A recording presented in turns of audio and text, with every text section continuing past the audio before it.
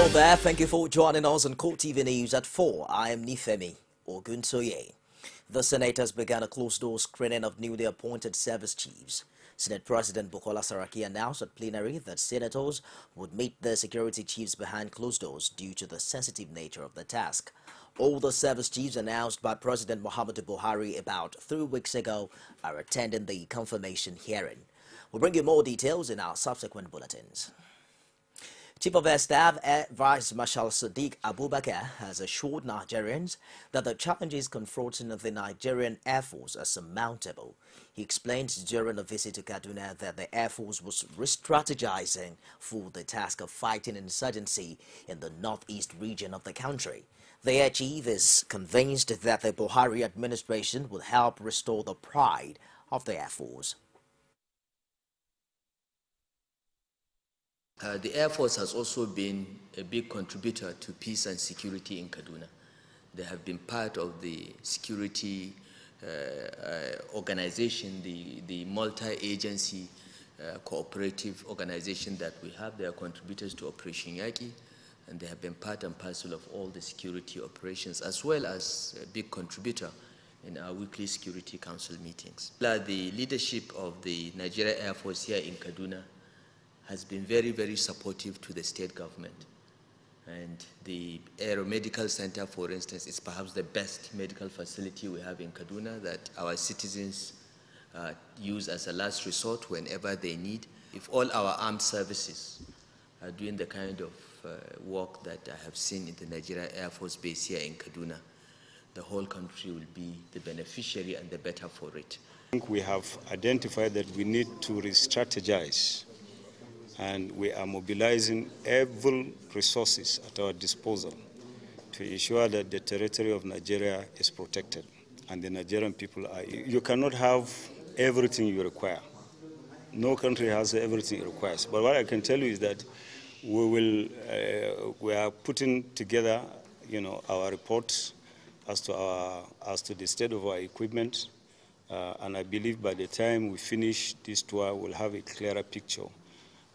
But whatever is on ground, we are going to use it effectively and efficiently. My officers and men are doing very well. They are operating under very, very, very difficult, sometimes very difficult situation. But I can tell you that everybody is doing everything that is humanly possible to ensure that we are effective and we are able to discharge our constitutional responsibilities.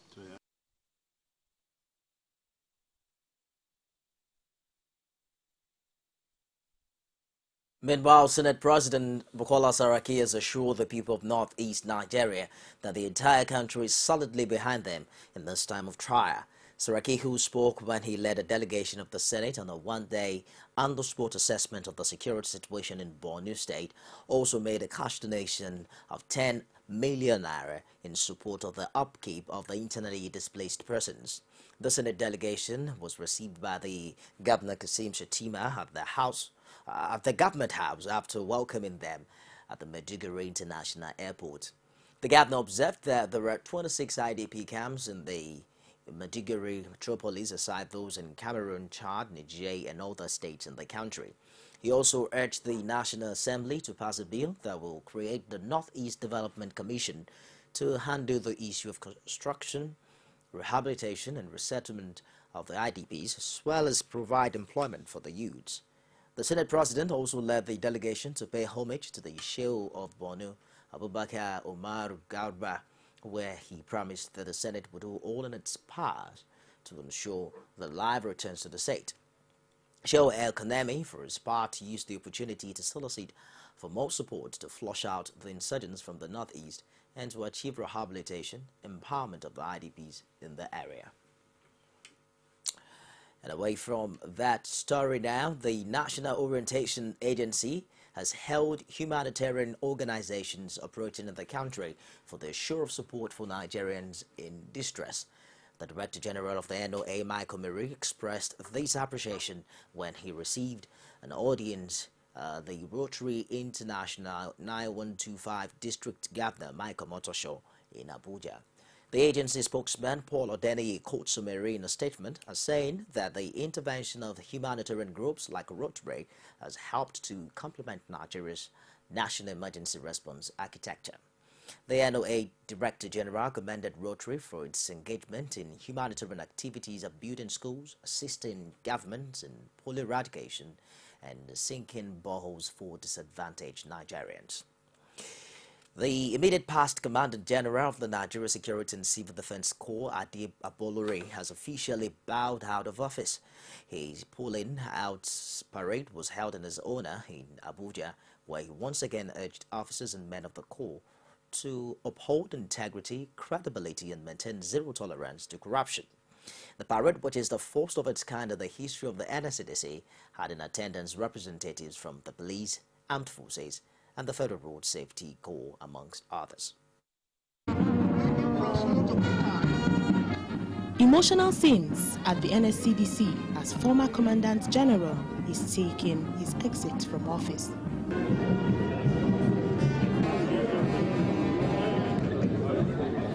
This is the first time an event of this nature will be happening in the paramilitary agency.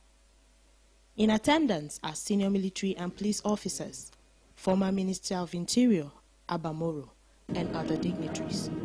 They are part of the crowd that saw Abolurin review the parade for the last time. Dr. Abolore became a member of the Institute. Is instructive to a lot of articles that have... In his last address to officers and men of the NSCDC, he reminded them of the core values he was leaving behind in the agency. But please sustain the zero tolerance of corruption and maintain that slogan, collect, bribe, and if the person cannot die enough, what do I say you should do? Pray for that person to die immediately. So collect, bribe, compromise. So if somebody is kidnapped suddenly among you and you pray after an hour and we cannot see the person, just know that the person has compromised because it's not part of us. Will you be able to sustain this? Yes, sir. Will you maintain it? Yes, sir. Will anybody disturb you from maintaining it? No, sir. When you maintain this, you will get to the place of glory. Amen. And when it was time for the pulling out parade proper, many could not hold back tears.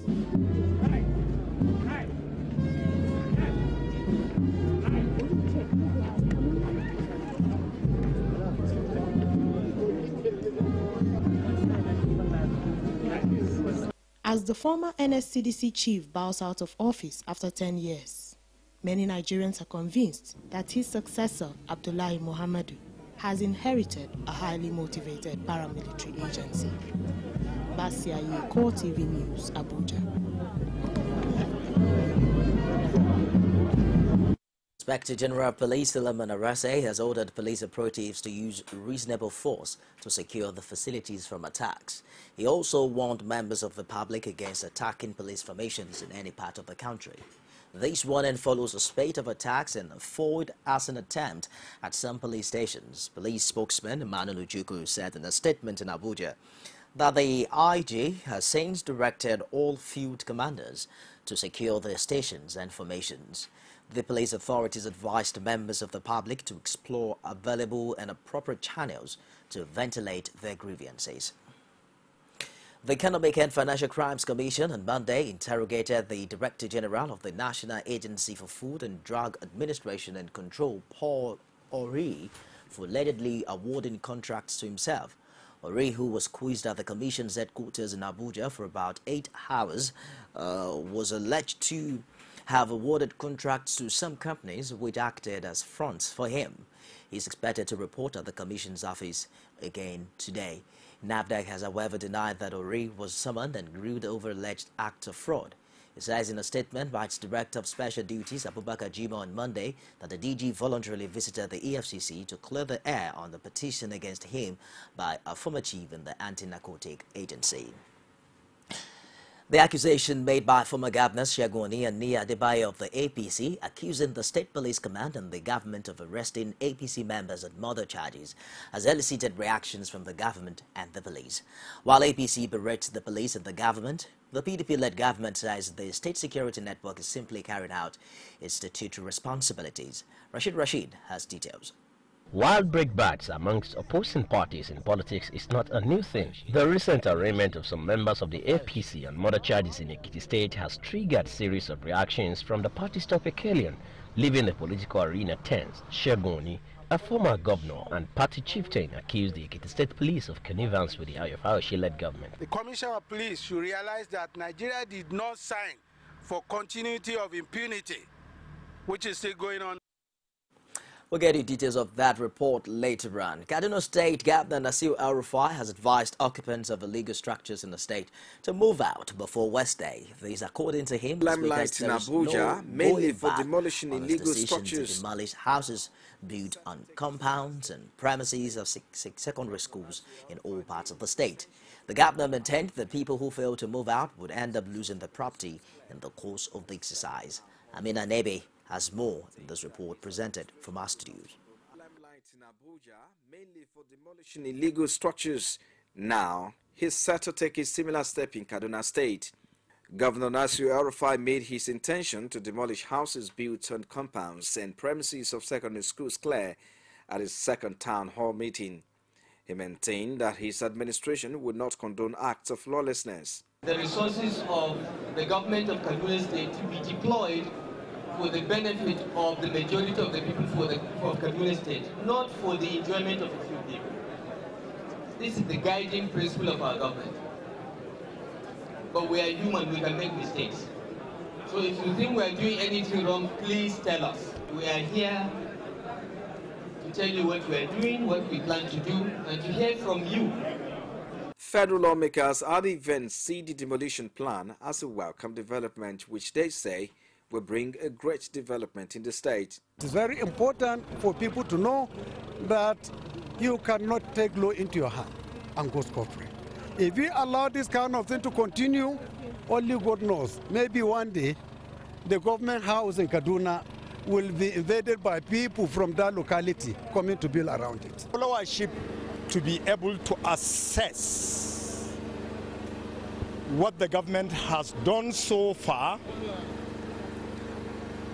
its conception, its policies, and the general direction the government is taking.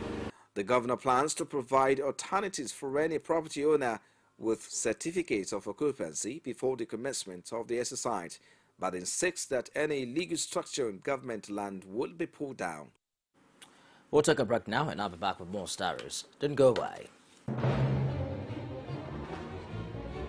Is it crazy or autocracy?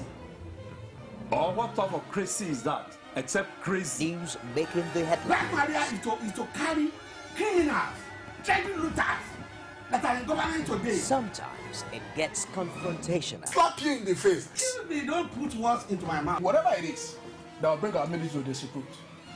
I said to hell. On Core Digest, I want to know why I should be believing them. Every weekday, we bring all of these together and take them to the court of public opinion. Everybody has a right in Nigeria. Where you are the judge.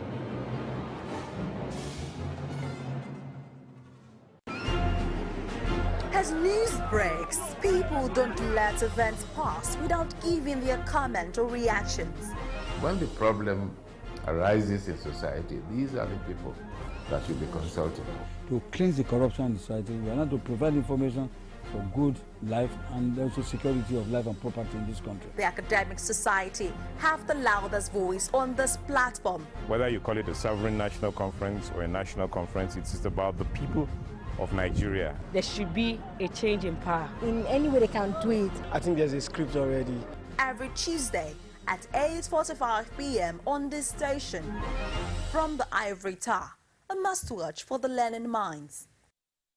Welcome back. You can get all of our top stories on any of our social media platforms. On Facebook, it's facebook.com/CoreTV News. Twitter handles at CoreTV News NG. You can also reach us on YouTube. It's youtube.com/CoreTV News. The Federal Government Territory Election Petition, Federal Capital Territory Election Petition Tribunal sitting in Zuba has affirmed the victory of Senator Philip Aduda and Zephaniah Disalo in the March 28 Senatorial House of Representatives elections. In separate judgments, the three-man panel led by Justice Elvis Egene held that the petition filed by the candidates of the All Progressives Congress lacked merit. APC candidates Sidi Ali and Isa Bewari in the Senatorial and House of Representatives elections challenged the victory of the tribunal, but Justice Egene dismissed the petition on the grounds that the witnesses called by the petitioners failed to prove the allegation of ballot box stuffing and electoral irregularities. He noted that the testimonies of the witnesses were based on hearsay because they were neither polling nor resort collation agents. It came as a rude shock when Simon Lalong, governor of Plateau State, announced that he had dissolved the elected local government council's officials in the state, a decision he's opposed to initially. In the special report, our Plateau State correspondent examines the key players and the role they've played thus far in the Plateau local government dissolution saga. Part of the reason for our dissolution was one. Immediately we came in, we received a very, very serious report here, especially on financial incorporation. That is being handled by... The announcement of the governor was greeted with widespread protest across the state in opposition to the local government dissolution. Several council secretariats were barricaded to prevent elected officials from gaining entry, a situation which further threatened the fragile peace in the state. As you can see, the gates of the council are barricaded. And you can see the presence of security personnel on ground effectively. When the security forces prevented the councillors from gaining access to the secretariat offices, they took the struggle to the State House of Assembly, where the Speaker seemingly denied them audience. Speaker, as far as we are concerned, they have cornered the government to see that a high level of impunity continues on the plateau, and that, as lawmakers, we don't want to take it. And we will swear to the last drop of our blood not to take that thing at all. It's not true that somebody wants to see me and I don't want to see him. This is a public office. As if the tension in the state was not enough, the governor went ahead to appoint caretaker committee to oversee the activities of the local government councils in the state. Your selection as management committee chairman and that of your other members is a product of broad spectrum consultation, so that you are conscious of the expectation of the people and morally under the burden of conscience to deliver on the expectation of the citizenry. We are on a rescue mission. Let me make this very clear, that this issue is not about the council chairman. It's about the rule of law. It's about good governance. It's about respecting the mandate and wishes of the people of Plateau State. It's not about the council chairman. Buhari will have the audacity to come and dissolve Plateau State Executive Council. Then Lalong is right in doing what he has done. What is he doing? He has dissolved the local government, elected council members. Now the stage is set for new local government administrations in Plateau State. Will the sacked chairman lie low and let bygone be bygone, or will they rather fight to recover their seats? Only time can tell. Federal government has now identified banks, financial institutions and countries in which payments for stolen Nigerian crude oil have been deposited. President Muhammadu Buhari disclosed this on Monday in Abuja when he received United States congressmen. In a statement by Special Assistant on Media and Publicity, Femi Adesina, the president said this latest move by his administration is part of efforts to recover looted Nigerian funds, while acknowledging the support and cooperation of his administration was getting from the international community in gathering required intelligence for tracing and recovering stolen national resources. President Buhari told the congressman led by Representative Darrell Issa that his administration will welcome more regular meetings of the Nigeria-United States Bi-National Commission. According to him, the commission could serve as a more useful platform for the promotion of bilateral trade and economic relations, as well as joint cooperation in the war against terrorism. In his response, Congressman Darrell assured the president that the United States will support Nigeria against Boko Haram by providing training, intelligence, and military platforms. Meanwhile, President Buhari has directed the National Planning Commission to fund projects based on priority and those that would directly affect the lives of Nigerians. He handed down the directive at the presidential villa after receiving briefings from the Commission's permanent secretary at the presidential villa. The permanent secretary told State House correspondents that the president wants to use the commission to reduce unemployment in the country in line with Vision 2020. Was positive, and he has specifically directed, because of the dwindling resources, that we have to take a second look at capital projects and their funding. Rather than spread capital funding widely, that will not impact on anything. We should look at the core priority areas, select those, and fund them effectively to the end, and then take on another set of priorities and do likewise. The National Universities Commission is convinced that Nigeria's graduates can compete with some of the best in the world. NUC Executive Secretary Professor Julius Okogie told newsmen on the sidelines of a workshop on Africa Center for Excellence in Abuja that the universities need to be rebranded for their standard to be obvious. He maintained that there is no reason why Nigerian students should seek university education in neighboring African countries. We have to rebrand our Nigerian university system. They are good. You know what happened recently? Dr. Kumo just came back from a trip in Cote d'Ivoire. 53 universities in Ghana, they listed. They are, what I call it, fake institutions. Even the one we're talking about, Cote d'Ivoire and other places, they are all fake institutions, except the government-owned ones. So very soon we'll give you the list of illegal universities in other countries. We have reached out because the saying was that a Nigerian university are good, that's why children are going to Ghana. It's not true. You have discovered that now. Didn't you go to Ghana yourself? So why are we running down our system? You must rebrand our system. Our own is good.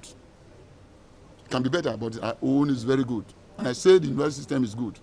Challenge, you know what, 25 top percent of our university students, they compete with any part of the world. We need a lot of data to bring more accountability. And then the second one is that you need to have a target. It's okay, you said I should give you more money. You say you will achieve this. When are you going to achieve it? 2 years. It's okay. Am I going to wait 2 years to give you $2 million? No. After 6 months, what are the milestones that I can know you are moving towards the achieved result? Does it mean I will remove the money? No. What I will do is that we talk again and we revise our framework and the targets we want to achieve. As Nigerians join other countries to celebrate the 2015 World Breastfeeding Week, the federal government has decried the poor rate of exclusive breastfeeding in the country. Permanent Secretary in the Ministry of Health, Linus Awute, said at an event marking the flag of the occasion that Nigeria has one of the poorest exclusive breastfeeding rates in Africa. It was represented by Director in the Ministry, Bridget Okogwali. To mark the flag off of the 2015 World Breastfeeding Week celebration. As you all know, every year, Nigeria joins more than 117 countries of the world to celebrate the World Breastfeeding Week to promote exclusive breastfeeding from birth to when the child is 6 months old. Exclusive breastfeeding means when an infant receives only breast milk, no other liquid is given, not even water. Now, WHO promotes breastfeeding according to the national guidelines, and WHO is involved in supporting, in providing generic materials which the government then adapts or adopts and promotes in times like this. And this week we are very pleased to be here to participate in this initial activity that promotes breastfeeding. Lagos State Governor Akiwumi Ambode has approved the appointment of 19 new permanent secretaries in the state public service. In a statement issued on Monday by its Chief Press Secretary Abib Haruna, the appointment are in line with the governor's drive to restructure the civil service for efficient performance and service delivery. Besides, Governor Ambode is expected to swear in the new permanent secretaries at the Lagos House, Alausa, on Wednesday, August 5, 2015. This development, it says, is also coming on the heels of the streamlining of some existing ministries, departments, and agencies aimed at ensuring greater efficiency. Meanwhile, 15 permanent secretaries have also been retired from the civil service accordingly. We'll take a break now, and I'll be back with business. You can now watch CoreTV News live from anywhere in the world on our website, www.coretvnews.com. Click on Live TV on our website and watch us live. And welcome to CoreTV Primetime Days. To follow us on Twitter, click on Twitter icon on our website. On Facebook, click on the Facebook and YouTube to see all our previous news production. You can also watch us live on YouTube. Click CoreTV, leave a space, then News. CoreTV News, a 24-hour news station.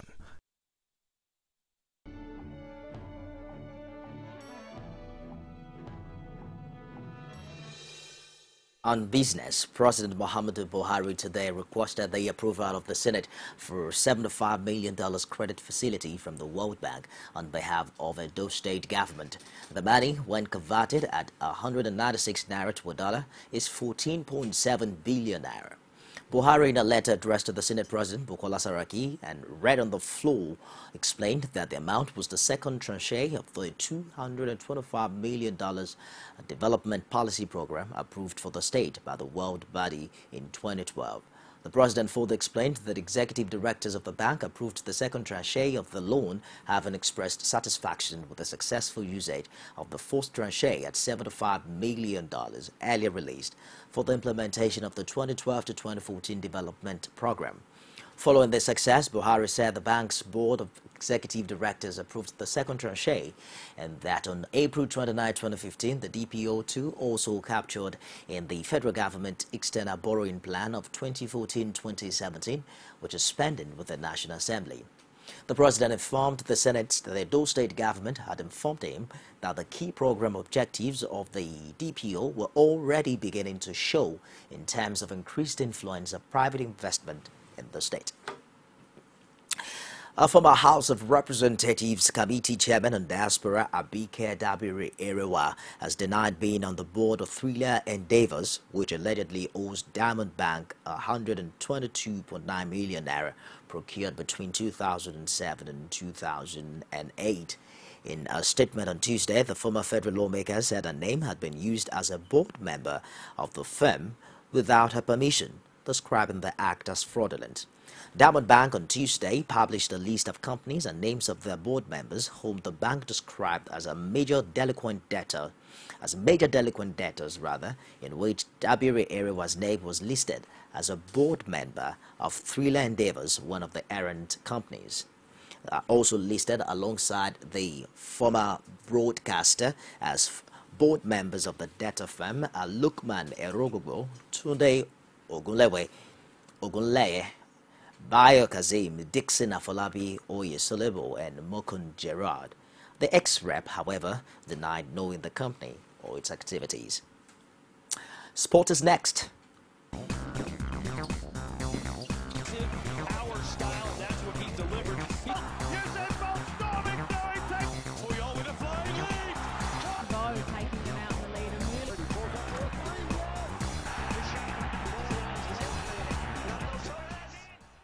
Super Eagles coach Sunday Lisha is expected to return to the country to begin plans for next month's African qualifier against Tanzania. Nigeria coach will return to the country next week in preparation for September's 2017 African Cup of Nations qualifying match against Tanzania in Dar es Salaam. Olise, alongside his assistant Jean-Francois Losito, had meetings with the quartet of John Obi Mikel, Victor Moses, Brown Adair, and Victor Anichebe in London as he kick-started his reign as coach of the Super Eagles. Olise also stated that the clash against Tanzania is very crucial as it targets a win in his first game in Dar es Salaam on September 5. As well as assessing the danger that both teams could pose in the 2018 World Cup qualifiers, the former ex-international has called for adequate preparations for the Super Eagles. Former Nigerian international Mutiu Adepoju says the Super Eagles should be on alert to stop either Swaziland or Djibouti wreaking havoc when the 2018 FIFA World Cup qualifiers begin. The 2013 African champions got an easy draw in the second round of the race to Russia, but the former Real Sociedad midfielder feels Nigeria should be aware of the strength of the rivals heading into qualifier, while also calling for early preparation. Transfer spending in the Premier League has reached 500 million this summer, 335 million short of last summer's total, with 4 weeks until the transfer deadline. Raheem Sterling's move to Manchester City for an initial fee of £44 million has been the highest so far. Manchester United boss Luis van Gaal has hinted at a surprise signing despite spending £83 million already. The transfer window shuts at 1800 BST on Tuesday, 1st of September. Defending champions Chelsea season could be in trouble if striker Diego Costa is unavailable for long. Former Tottenham Hotspur manager Harry Redknapp is saying, and Spain striker Costa, who injured his hamstring during the preseason and missed Chelsea's Community Shield loss to Arsenal, is a doubt for Saturday's Premier League opener against Swansea City. If Costa is injured a lot and is going to be missing, that's the scary part. Can Chelsea get away with him? Says Redknapp, who quit as Queen's Park Rangers manager in February. It said based on his official Twitter handle on Tuesday. The 28-year-old Redknapp resigned from QPR in February with the club's second bottom of the Premier League. They were relegated at the end of the season. It's a wrap on CoreTV News at 4. Do join us again at the top of the hour for more stories. I am Nifemi Oguntoye.